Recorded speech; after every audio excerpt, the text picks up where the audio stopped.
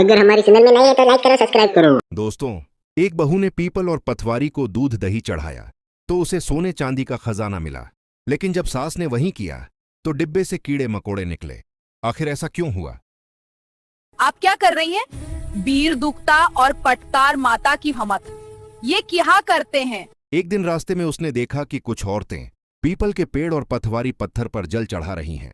उन्होंने बताया कि ये रक्षा करते हैं और सच्चे मन से पूजा करने पर फल देते हैं। बहू ने सोचा, अगर पानी से अगर फल पानी मिलता से है, फिला मिलता है तो मैं दूध और दही चरण की। अर्जुन ने उज्जू से कहा है, मामनी मान्य तवने में दूध लोगी।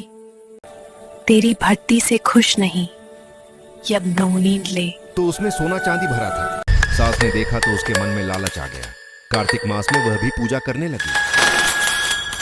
हिक्साजमर में घुंडाली आ गई। सास ने सब कूट लिया। उसके मन में लुलच आ गया। अब मैं भी पूजा करूंगी। अर्पा माद आया, सास भी दूध दही पथड़ैनी पत्ती।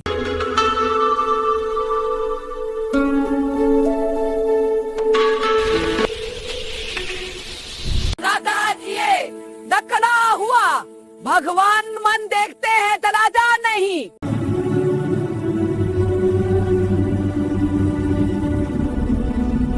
गांव के आखिरी छोर पर एक पुराना सा घर था।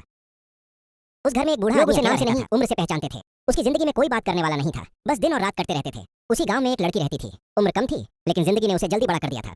माँ बाप नहीं थे और रिश्तेदारों के घर वह सिर्फ बोझ बनकर रह गई थी। एक दिन गांव वालों ने कहा, उस बूढ़े के घर चली जा, वह भी अकेला है, तू भी। लड़की ने मना नहीं किया क्योंकि उसके पास मना करने की ताकत नहीं थी। जब वह बूढ़े के घर पहुंची, उसने लड़की को देखा और नजर झुका ली। धीरे से बोला, अगर रहना चाहे तो बेटी की तरह रहना। शुरुआत में लड़की चुपचाप एक कोने में रहती थी, फिर धीरे धीरे उसने घर साफ करना शुरू किया। चूल्हा जलाया, खाना बनाया। बूढ़े ने कभी हुक्म नहीं दिया, कभी ऊंची आवाज में बात नहीं की, कभी बुरी नजर नहीं डाली। दिन बीतते गए, घर में सन्नाटा कम होने लगा। सुबह की खुशबू आने लगी। एक दिन बूढ़ा बीमार पड़ गया। लड़की पूरी रात जागती रही। पहली बार किसी ने उसके माथे पर हाथ रखा था। उस रात बूढ़े को एहसास हुआ वह अब अकेला नहीं है, और लड़की को एहसास हुआ अब वह सुरक्षित है। धीरे धीरे गांव में बातें शुरू हो गईं। जवान लड़की और बूढ़ा आदमी, लोगों को यह रिश्ता गलत लगने लगा। लेकिन किसी ने यह नहीं देखा, अब लड़की भूखी नहीं सोती थी, अब कोई उसे मारता नहीं था, अब उसके पास एक छत थी। एक शाम बूढ़े ने कहा, अगर तू चाहे तो मैं तुझे जिंदगी भर अकेला नहीं छोड़ूंगा। लड़की फैसला तेरा होगा। अपनी जिंदगी का फैसला खुद लिया। उसने हाँ कहा।